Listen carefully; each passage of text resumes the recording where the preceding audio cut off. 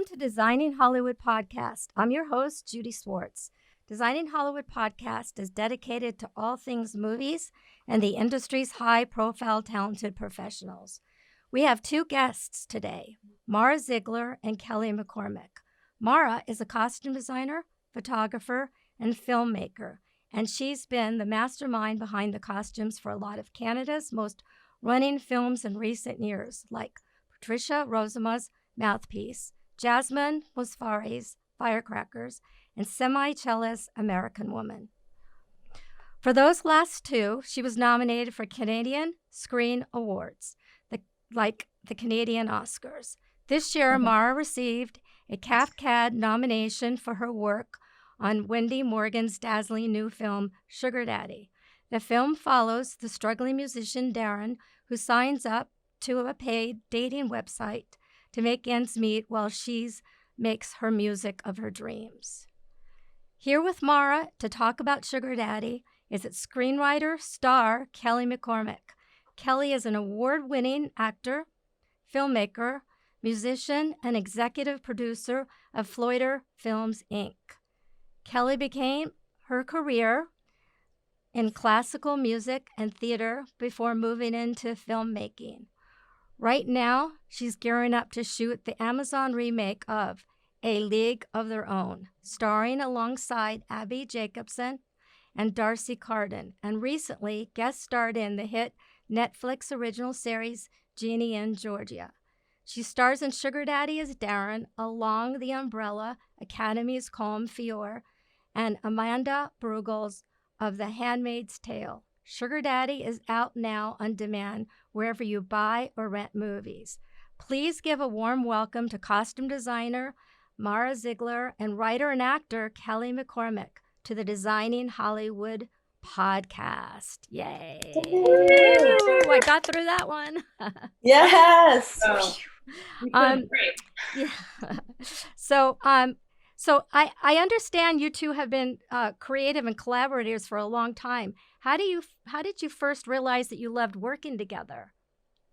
Or do you? Where to start? I'm just assuming, We met in a musical, if you can believe it. Backstage, we were both actors in a musical, and Mara was backstage making jokes, and I just thought she was the funniest, weirdest, most effervescent human I had met. So, and she had made a couple tweaks to her costume, which included a Blossom hat from the TV show Blossom.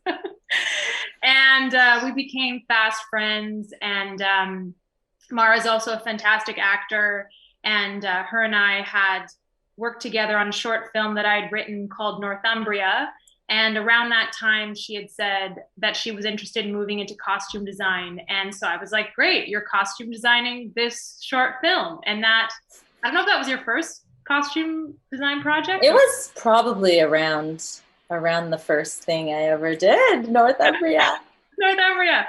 And then, yeah, so then after that, it became pretty much a foregone conclusion that everything I wrote, worked on, Mara would be the costume designer. So we did the Nadeaus of Duquesne Island, which was a TV show for the CBC, which was a very intricate cult 70s mockumentary, bizarro, shoot in the woods on an island sort of project, much like Grey Gardens in a way. And then we started pretty much around that time, started dreaming up Sugar Daddy. So Mara was the first collaborator on this project, the first person that I showed the script to, and the first person that I said, okay, who is Darren and what does she look like and how does she dress? Before I had a producer, director, anything, Mara was the first person I was sharing a brain with. So amazing.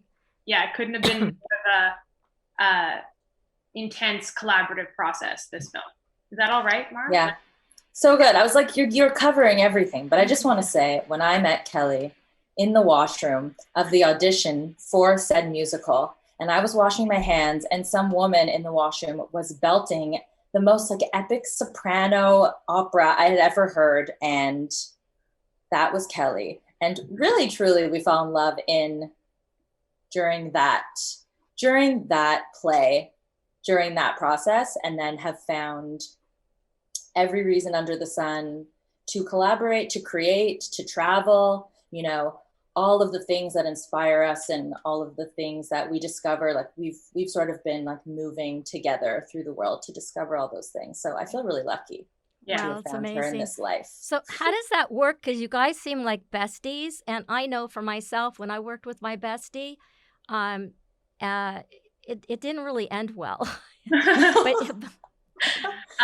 Must be an LA thing. I don't know. But, you know, you guys, I mean, you know, you guys are like yin and yang, and you collaborate on a lot of things, and you seem to really love each other. And so working together, you know, especially on Sugar Daddy, which, by the way, was friggin' amazing. We'll get into that. Oh, awesome. Oh, my God. I was like, oh, God.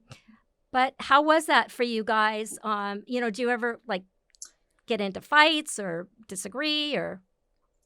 Honestly, truly, I trust Kelly implicitly. Like your taste, your brain, the way you create, the way you write. I mean, I don't know. We never really fought. I always say it's because our astrological signs just seem to be quite compatible in the friendship category.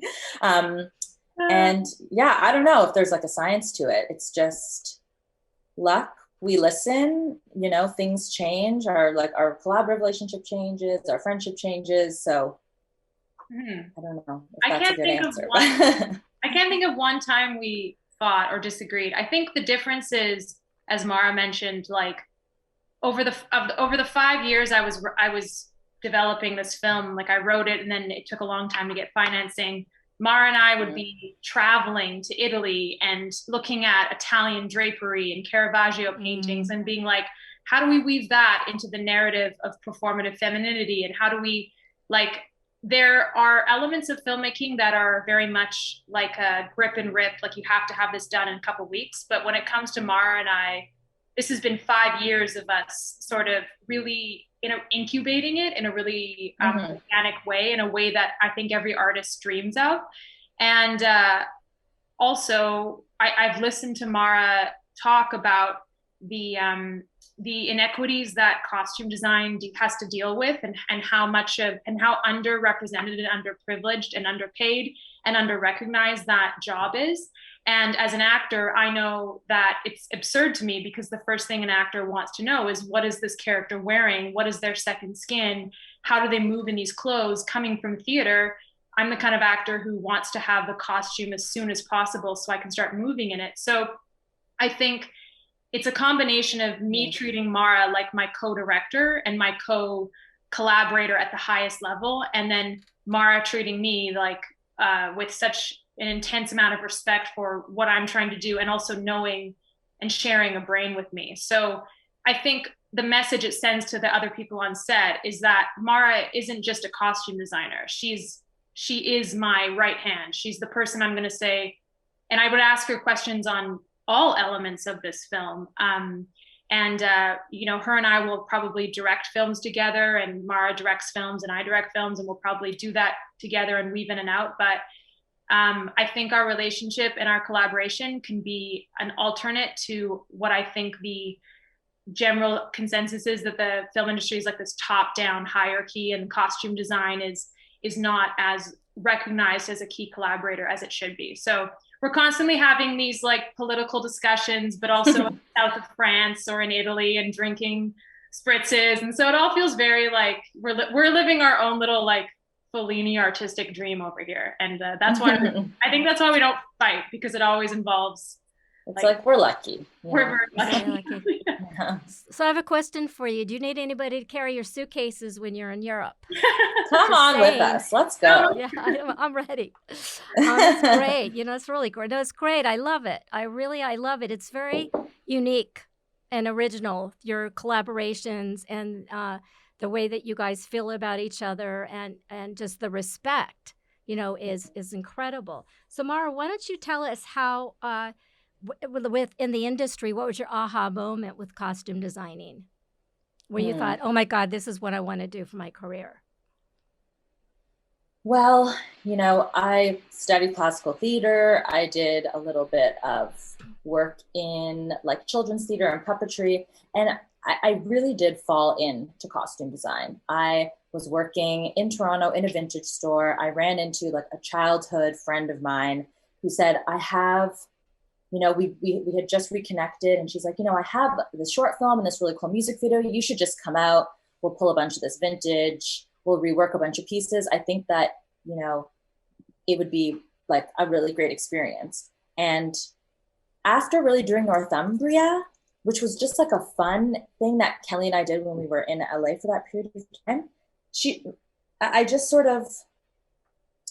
really just sort of fell into it. And I think the aha moment came when I was shooting Firecrackers in the summer of 2017, when I had a script with such a well-written and interesting female lead who was nothing of one thing, but everything, androgynous, male, female, like she really encompassed all things. And it was the first time that I felt that I had the opportunity to start creating female characters that lived outside of the boxes that I'd previously seen.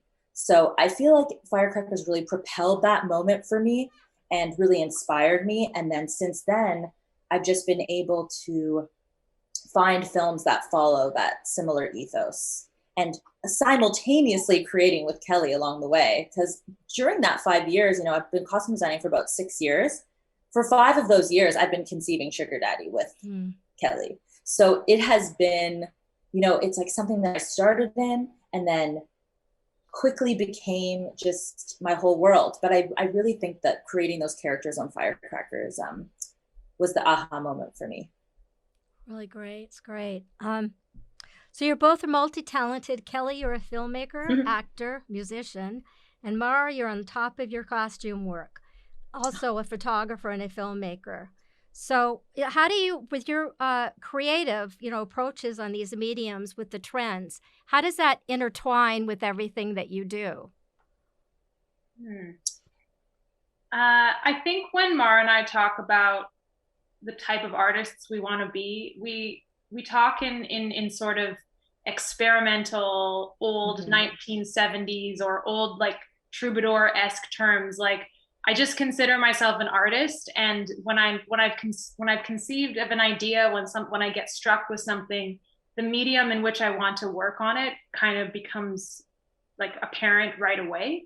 And I think we talked about creating a habitat or creating a company or creating like a community of artists from multiple different backgrounds and disciplines and from theater, and really have it be this scrappy kind of boiling pot of mixing talents. Mara and I always talk about the next thing we want to do is like work in puppetry again and costume design for puppetry, and me write something and work with puppeteers and stuff like that. And that doesn't feel any different of like Sugar Daddy in a way. And I don't know, Mara, maybe I'm just rambling, but what do you think about that question? No, I don't know. I think all of the different disciplines that we work in really all influence each other. Like my work as, a director or a filmmaker or a photographer is so heavily influenced by costume design and vice versa. So it doesn't feel like all these different disciplines. It really just feels like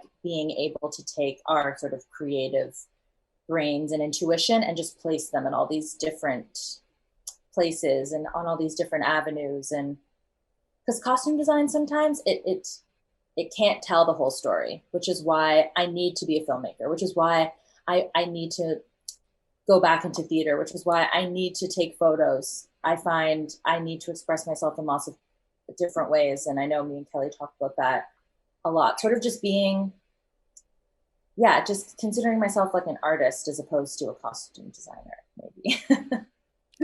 It's amazing. I mean, you guys are so talented and in so many different areas. It's to pigeonhole you, Mara, as a costume designer, and Kelly to pigeonhole you.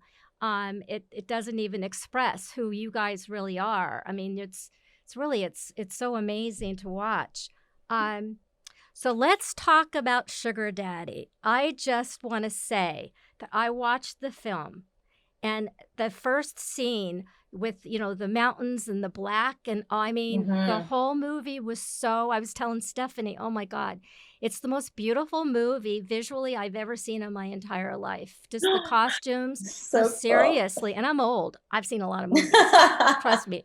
But it just like the whole feeling of the whole movie and the costumes and the colors and it was just kind of like, it was like, I didn't know what to watch first, so it was kind of like, it was everything was unbelievable. I actually thought, I was like, God, this is kind of like a Fellini movie, just with everything. And I actually told my husband that. I go, this movie's like a Fellini movie. And he goes, well, I don't know. He didn't see it. He goes, I don't know if that's like the right name. I'm like, no, it's the right name. But I was just blown away. But it's a film about navigating this world, a woman in 2021, and yet has femininity, and Darren embodies on the dates with her sugar daddies.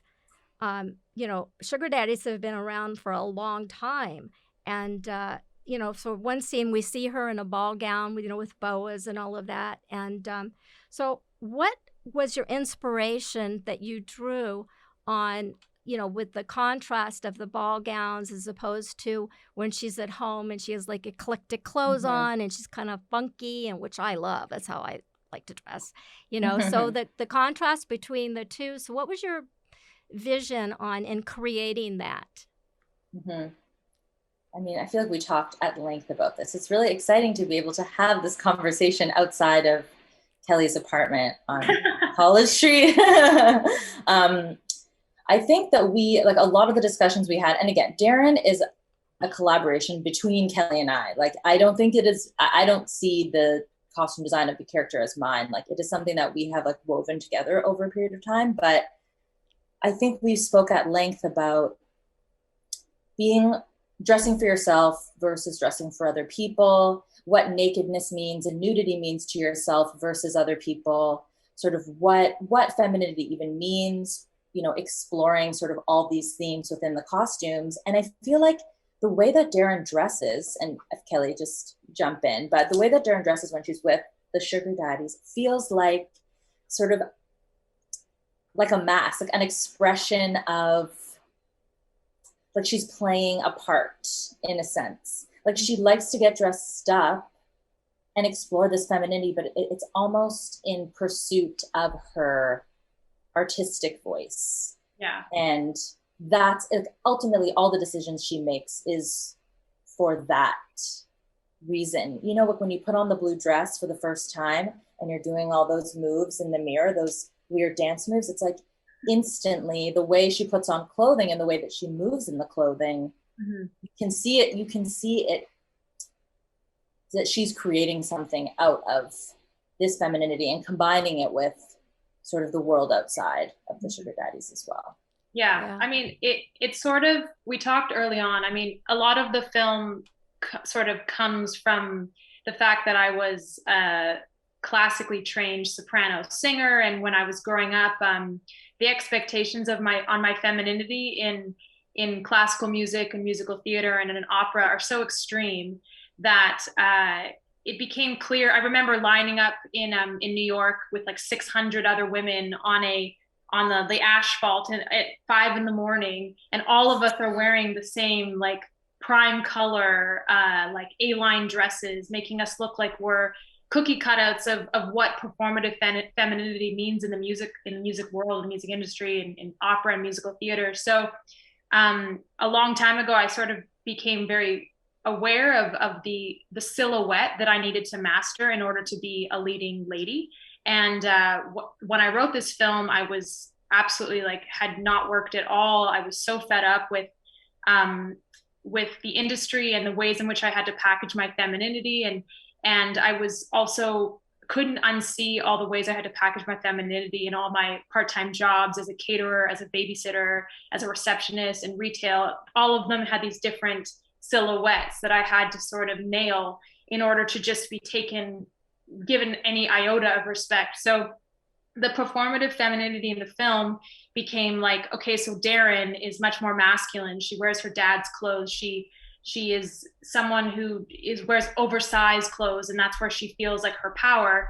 And yet when she's going on these dates with these men, we tried to isolate the very icons of performative femininity. So like the Virgin Mary blue dress on top of the car, like the Pietà, this like perfect vision of virginity. And then the fallen woman, the woman in red, the red letter, the scarlet letter, like the pretty woman red dress, like that kind of what it means, those two dualities of the red and the blue. And then the little black dress that she wears to the club, and even the like Japanese inspired catering dress, like, the commodification of the fetishized Asian aesthetic, like these sort of different things we were trying to nail. But as Mara says, it's like Darren is performing them in order to burn them down in a way. Like she's performing them in order to get closer to this ending persona in the film. She's not just like pretending to be a woman. She's like embodying it for this last glorious time in order to sort of understand where it comes from, and then and then eventually walk all over them and then emerge as this new, atrocious gremlin. So it's sort of like, it's not as simple as to say that she's performing her femininity, because she's an artist and she's trying to embody that. And Mara and I, when we go traveling, we love going to museums, and we get really into art history and stuff, and looking at like Caravaggio's Salome, and looking at the version of those two paintings, one in red and one in blue, and how different that informed the Caravaggio painted those two women's personalities, and what would it mean if an artist sort of attempted to embody them one last time before she burned it all down. So that's our No, it's like, it's incredible. I'm just sitting here just really, actually, honestly, really blown away. I was so blown away by Sugar Daddy. It was so beautiful. The dresses and the colors, and the way that it was shot and directed, and it was really amazing. And there was one scene where Kelly, you were coming out of the car in a ball gown, I think it's with all the smoke. So Mara, what was your vision of that particular dress, and was there any was there anything special that you had to do so Kelly could move in it and all of that kind of stuff? Can you share that with us? Well, I think Kelly spoke to it a little bit, but that moment was sort of supposed to feel like this, like the Virgin Mary like emerges from the car, this like idyllic figure of like beauty and grace. And I think, it always was supposed to be, it was supposed to represent that. The interesting thing about the film is, because it was such a low budget, we really had to be like smart with what we could find and using resources that we had. So we always knew that we wanted it to sort of feel like this pillar, this like idyllic female figure of history, of like biblical history. But I had found this like taffeta blue dress at an amazing costume rental house, Ian Drummond, in Toronto. And he was selling it, and it was just like a singular dress piece. And, alone, it wasn't as exciting, but we had added all of that tulle underneath, that white tulle that was supposed to emulate like the smoke that she's smoking in the car when she's with Jim. And I feel like that, like a cloud, and I feel like that gave Kelly, like, you were able to move, because you didn't even know where your legs were when you were watching the film. You had all this tulle, this like wispy cloud-like smoke and air to move around with. And we had this absolutely epically gorgeous sleeve that was added on at the end, that was built by Riley Kaiser, who worked with me and Kelly on the film. And he had just created this like beautiful twirled like satin sleeve, and just like created the most beautiful line. And I think we were really lucky all these pieces came together, and we were able to, I think, really create like a special moment for On Top of the Car, because that one, I feel like it was one to remember. Right. I will also say the one detail that I have to mention is she's wearing her Girl Guide scarf. Yes.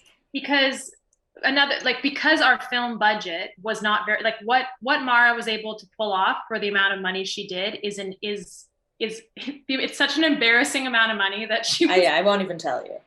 that it's like we wanted every choice to come from Darren, who's this like grimy lo-fi artist. So if this is in Darren's imagination, it's a heightened version of what she has, what you see in her apartment later. Like you see her in her room sort of trying to recreate this fantastical classical Renaissance painting on top of a cloud of like Michelangelo clouds. And so this Girl Guide scarf we have is like, to Darren, it sort of looks like royalty. It looks like a beautiful royal sash with all these, you know, medals and emblems and things you'd see in a classic Renaissance painting, where it's like someone royal is wearing like. That's so true. Yeah. We reference so much like royal portraiture of just these like princes and kings just scowling in a photograph, covered, like adorned in like gold and sashes and pins. So there was definitely that. But we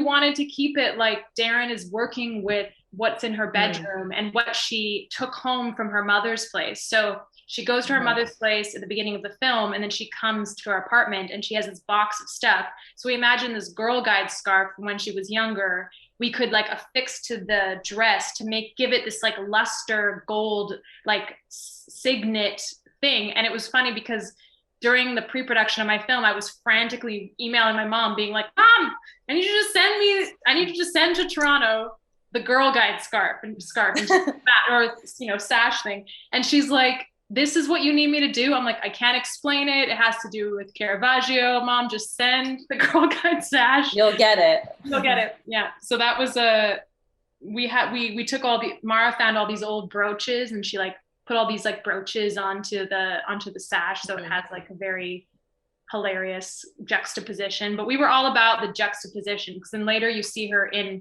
her apartment and she has like sparkles all over her face, and she's trying to, in a lo-fi manner, replicate what she felt in her mind on top of this car. So we were just trying to unpack the way in which a persona is constructed. Right. I just have to say, honestly, that did not look low budget to me. I mean, at all. Like, I'm completely blown away, and I think you should take that off your list, because next funding, they're going to tell you, well, you did it for this amount of money, you know. But it really, it looked like a big budget film. It was, I was unbelievable. I loved it. We had a lot of favors. I can't pretend that a lot of people let me use a lot of really beautiful things in order to make it happen. So it's not magic. It's just, it's favors. But I will also say, it's also because everyone loves. We won't go into that one, but okay.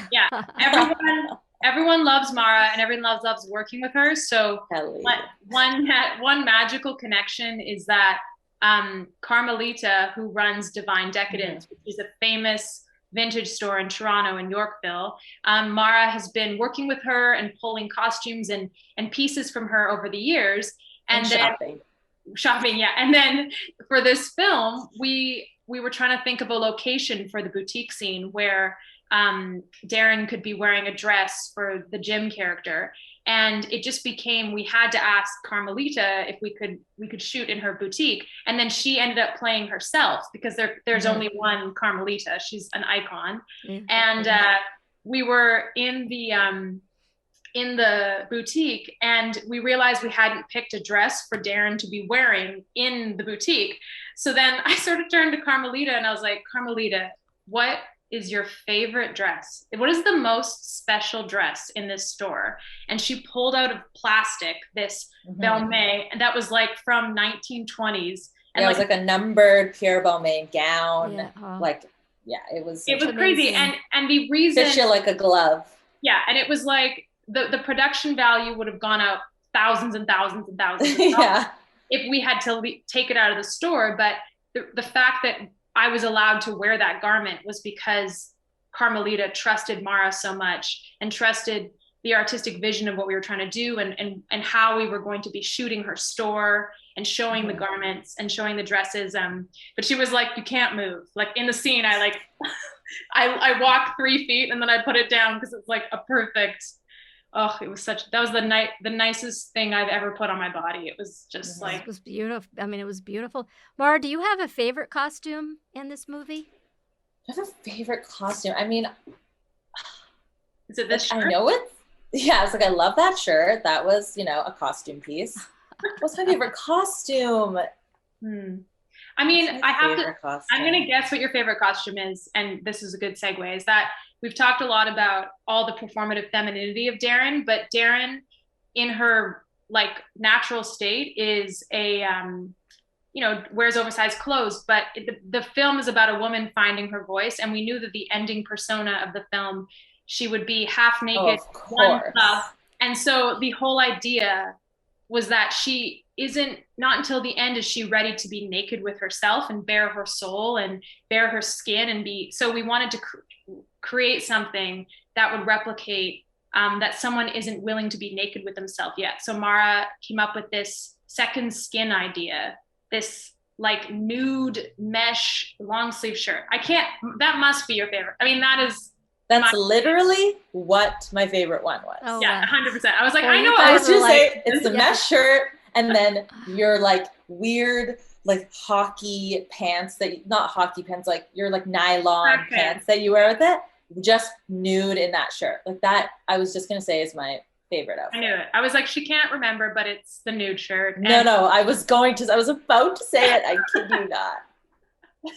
It was a genius piece, and for me, it was really neat because we were trying to capture, again, like the difference between performative femininity and masculinity. And, male musicians like Iggy Pop and Prince and Bowie and all these iconic rock stars, like at a certain point of their concert, they just get to take off their shirt and be naked and sweaty and just like full, put their chest out in a way that you see old statues of women, but we don't see now because we try and the whole free the nipple situation. So it's like, we wanted to give Darren an opportunity at the end to find nakedness for herself in the way that male musicians do. But it was really great because wearing this nude mesh top made me feel like contained and made me feel like I was wearing something. But so when I'm sitting alone when Darren's like alone in her room making music,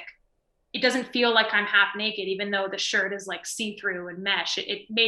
It sort of replicated what it would be like for a dude to sit with their shirt off and a pair of track pants. And kind of like neutralize the female chest in a way that I found very empowering, and obviously so did the character, because the character I'm proud of. But it was a very neat thing. And then after we shot the film, we started seeing this sort of garment in fashion. And I was like, Mara, you were so ahead of it. It was crazy. Literally, we're like, the movie needs to come out because the mesh shirt is it's happening now. Yeah. Right on trend, Mara. I was going to say, Kelly, when you're talking, your experience is like, you're very young to have the kind of experiences of, different things that you're talking about, basically everything you're talking about. The word that comes to my mind is like a very old soul. Like, you're so young to know all of these things, both of you actually, the artists and the visuals and things like that. It's really amazing to me, to see some, young women like yourself that have this deep-rooted connection with the past and with things that really you have to acquire taste for, and you guys just have it, so wow, that's unbelievable. That's sweet. No, it's true. That's pretty sweet. No, it's really meaningful. It's true. And that's not even written here, by the way. Yeah, I was like, okay, well, we have to stop because we're old souls for sure. Like, I can see that.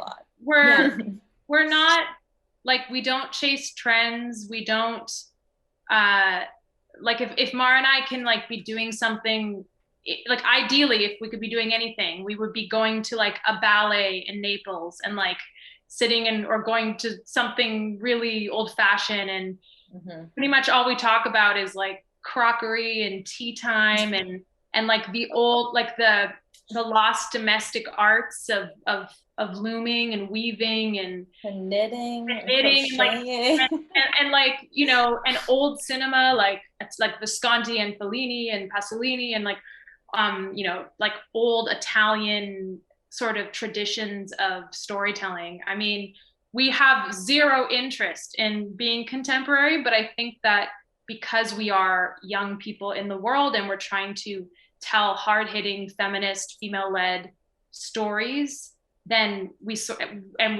adding like the redux of this sort of like classical interest, I think we end up being like a almost like a neo-modern, if I can use the word neo in a way.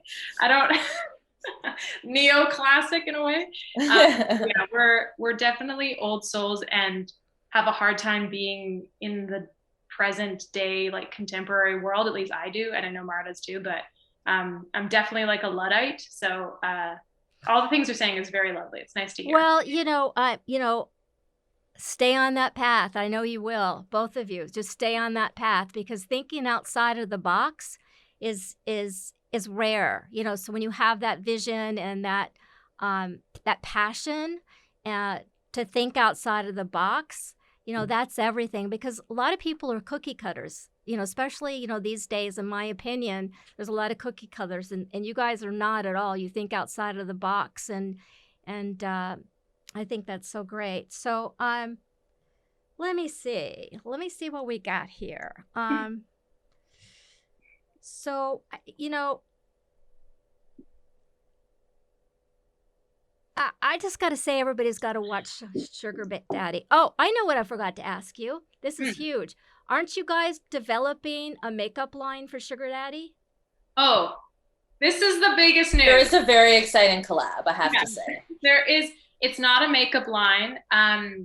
We are doing one of our incredible Level Films is our Canadian distributor, and one of the incredible Level Film team, Amanda, is very close friends with this incredible artist and woman, Nicole, who runs Designer Desco, which is a very famous TikTok extraordinaire designer glitter line.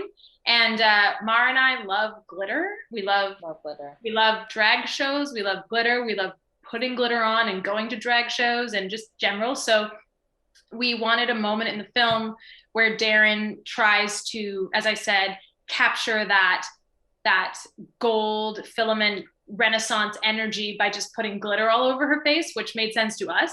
And somehow Designer Desco saw the film and she wanted to collab with us. So she's made a Designer Desco and Sugar Daddy collaboration where she took the color palette of the costume design of the film and turned it into a exclusive glitter palette. And it comes out today. It comes out. Where are they selling it? Where are they selling it? She's selling it.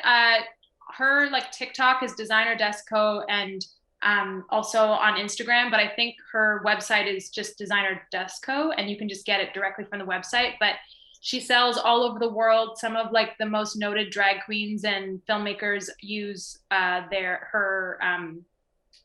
glitter. So it's a really exciting collaboration, and sort of came out of nowhere, which are the best kind. And she totally killed it. The colors are incredible. Yeah. We spoke about it abstractly. Like, we want a nude like that feels like this, and then a red that feels like this, and a black that feels like this. And seeing the colors, I was blown away. Honestly. Sounds like she nailed it. Yeah. She nailed it. Yeah. And one of them, speaking, just to cap off, because it fits our discussion so well, but the color for the blue on top of the car that represents that like royal virgin like cobalt blue that color is named the Royal Blow. Oh, I love that. It's a little sassy. That's right up my alley. Yeah, that's great. When I read that you guys were doing a makeup line, I saw it. You know, I thought that was really great. And actually, in those colors, you know, from the movie were spectacular. I mean, they really were spectacular. I just thought it was beautiful. I really did. I was blown away. So I know, Mara, I wanted to ask you a question. For the women today that want to be costume designers, that, like for me, you guys kind of have like a lot of luck behind you and a lot of, movement and things. And with Mara, your path has kind of been the way, having things, just kind of you saying yes to everything, which is what I believe in anyway. But do you have anything that you can recommend to somebody that wants to be a costume designer today, a young girl? I mean, I do think a little bit differently, I'm sorry, than the yes to everything. I feel like you should read a script, be so incredibly inspired by it, and then say yes to the project.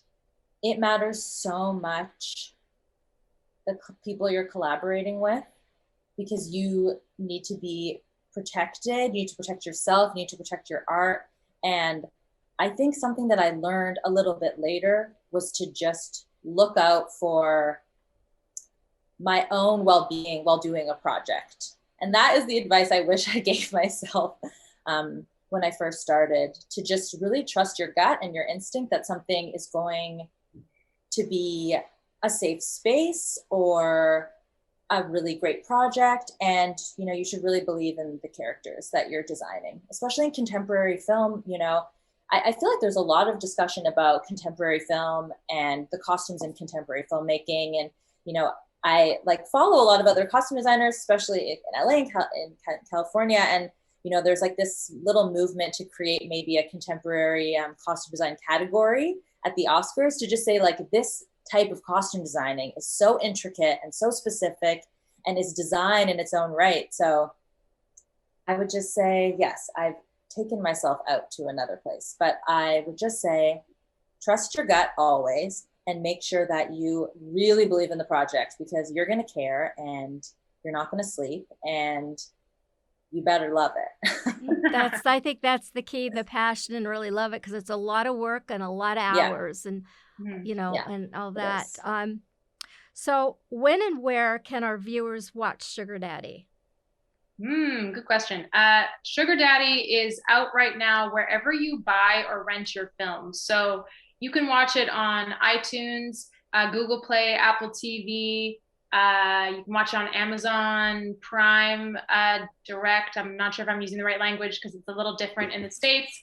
But essentially, anytime where you're like, I want to rent that, it's not on a platform yet, that's where you would go and find where Sugar Daddy is. It will one day be on a platform. It's not streaming yet. It's just out for rent or to buy. And you probably have a platform in which to do so on. So that's the unglamorous, wherever you rent on demand, video on demand. Well, that's what I did. I just talked to Siri on my thing and said, Siri, Sugar Daddy, and it popped up. So wow! Talk to Siri. That's exciting. Yeah. Talk to Siri. That's great. And I actually paid for it, just so you know. Well, that's very nice. That's very nice. We should have sent you a screener, but if you knew how much we made this film for, we would be able to say thank you for your dollars. Oh, well, no, it's great. Listen, I did get one, but then I'm like a girl's girl. I'm like, I'm gonna buy it, Aw, thank you. So anyway, let me see. So we are coming to the end of our show. Is there anything in particular either of you would like to share before I go through all of this stuff? I think I would just like to say I hope filmmakers are listening to this. I hope the general public and anyone who has interest in costume design understands how valuable the costume designer is to the artistic process and the artistic vision of the director and the filmmaker. And it's not a position for just women. And so I encourage men to participate in that field. And although it is a field that is, mostly women, it comes with a long tradition of misogyny. And so creating feminist films and working with women and supporting costume designers and giving them the money they deserve, the recognition they deserve, as Mara said, like more recognition in awards and whatnot, will only amplify the incredible work that costume designers, and particularly female costume designers, work for. Because this collaborator, this person that I love and I've worked with so many times, like, she works harder than anybody I know, and it makes me see red when I hear that she doesn't get like the same sort of reputation that like a cinematographer gets or a production designer gets. So I'm so happy that this podcast exists, because more platforms for costume designers to talk about their work, and especially the female silhouette, I think are really valuable to the overall topple patriarchy mission. Well, yes, and also Really? too, it's you tell a story with the clothes. I mean, you could not even have any words, but you could visually see what they're wearing and almost be able to tell, what the story is about. Mara? Kelly, for fighting for our costume design rights. I appreciate it. Fighting a good fight. Yeah, I guess I would, echo that sentiment a little bit, and just to the world, costume designers and the clothing in film, like, defines generations. Like, films define generations, and the work of the people behind those films really like set the tone for like cultural shifts, etc. And so, if you love a movie, go look up who did the costume design for it, and then follow that person. And I also I have to say, sometimes I've watched my favorite movies and I don't know who the costume designer is, and then I look them up and I see all the amazing films they've worked on, and I'm like, this person is an icon. They have created silhouettes that people 20, 30 years later are walking down the street for Halloween imitating. Like, so I would just say, if you love something, if you love a film, look up the costume designer, follow them, care about what the work that they do. Yeah, it's amazing. So, Kelly, I just want to mention that you mentioned the red dress in Pretty Women, and Marilyn Vance. She was the costume designer on Pretty Women. I know. Like, yeah, iconic. She has literally iconic. costume she designed. Is so iconic. Like the most iconic films I of know. the last It's amazing. several decades. And she's so humble. Like, you guys would love her. She's the most humble human being. So, Mara, what are your plans for 2021 and 22? I actually have, like, this year, I am working on 4 different incredible independent feature films, and I'm excited about all of them. So I just completed one, and I'm on an incredible film right now. I'm helmed by director Lina Rodriguez, and I'm really excited about that. And then I have, some really exciting ones coming up after that as well. So costume designing for the rest of the year for sure. But I have another film that Kelly is the star of that I am currently writing, and I really think it's so good. If I do say so myself. So that, I would love to shoot that by the end of the year. And, I truly never think more than a year in advance. Maybe I should start doing that, honestly, because, stay in the moment. Get older. Stay in the moment. Kelly, what about you? 21, 22. Well, I'm about to start shooting League of Their Own, which is exciting. That's right. Yeah. So thank you. That's happening sooner than later. So I'll be playing baseball for the next 5 months. And then after that, I have 2 shows in development, 2 TV shows, one of which is coming out probably not this year, but next year, that Mara is not only costume designing, but is also in. Oh, gosh. And that TV show is called The Blowaway. And I have another TV show that I haven't talked to Mara yet, but she's also costume designed that one. That's a period. A period piece. She needs to book you now. Oh, yes. Yeah. But I'm just didn't know I was doing that one. Yeah, she's just. I have a first refusal on her schedule, I think. Yeah. But definitely. I have so that's a period drama, Second World War sort of story based in France. And then I'm working on my next film, which will be a sci-fi feature that I'm just sort of trying to finish. And Mara and I will be in sort of space. So that will be a fun galactic, different color palette. Wow. Yeah, very cool. Very I want to different. see that one. Yeah. That's gonna be great. It's going to be more, more like Tarkovsky's Solaris space, more like, more Italian space in a way. But yeah. See, I see you guys are kind of collaborating now on this already. I see know, with the bars. Yeah. Like, sure. You can see her mind thinking as you're talking. Yeah, there you go. go. Yeah, you can see that. So for the viewers, where can they follow you guys both on social media? I have an Instagram, and my Instagram is Zigler Nation. Do you I got that name a very long time ago. Yeah. Yeah. Very long. Do you want to spell it for us? Yeah. So it's Zigla Nation, Nation, Zigler Nation. The nation we aspire to be a part of. Zigler Nation. I am on Instagram at Kelly and Phyllis.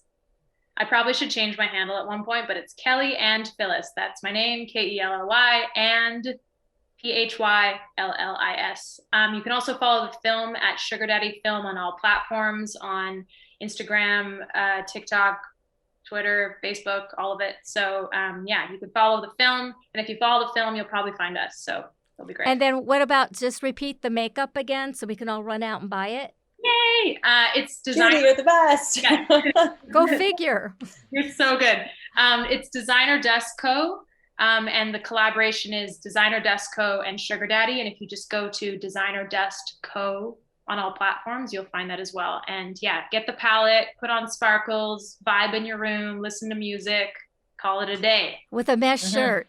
Mesh shirt. That I think a clothing line is next for Sugar Daddy. That's for sure. I mean, you just got to take an old stocking. Yeah.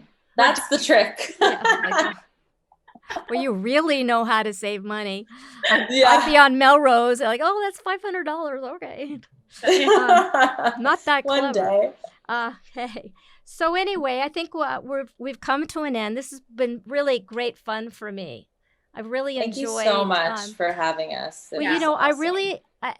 I really enjoyed the conversation, and I really enjoyed the movie, and I think you guys are terrific. Really great. So now I have a few thank yous that are in order.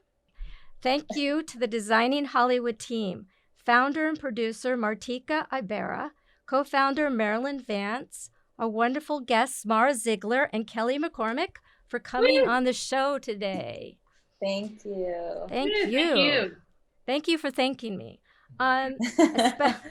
A special thank you to our sponsor, Vincent Lapis and the accredited Los Angeles Performing Arts Conservatory in Santa Monica, which provides training in acting, screenwriting, and filmmaking for beginners and advanced artists. Thank you to all our viewers for tuning in. Be sure and subscribe to Designing Hollywood podcast and see all of our current episodes. You can follow me, host Judy B. Swartz, on Instagram, Judy B. Swartz, and website, Judy B. Swartz. Until the next time, be safe and have fun and have passion. Yes. Thank you to our sponsor, Gardena Cinema. Gardena Cinema is the only old-fashioned single-screen standalone neighborhood movie theater still in operation in the South Los Angeles area. Owned and operated by Judy Kim and the Kim family since 1976, Gardena Cinema has been able to transition to outdoor cinema in the parking lot for an intimate drive-in experience, and has hosted movie shoots, music video shoots, and still photo shoots for an authentic vintage-looking location. Thank you to our viewers. Be sure to follow and subscribe to Designing Hollywood Podcast on social media, and subscribe to our podcast on iTunes, Spotify, Deezer, and the YouTube channel for complete past and current episodes. Also, we're now available on Amazon and Siri Voice Search.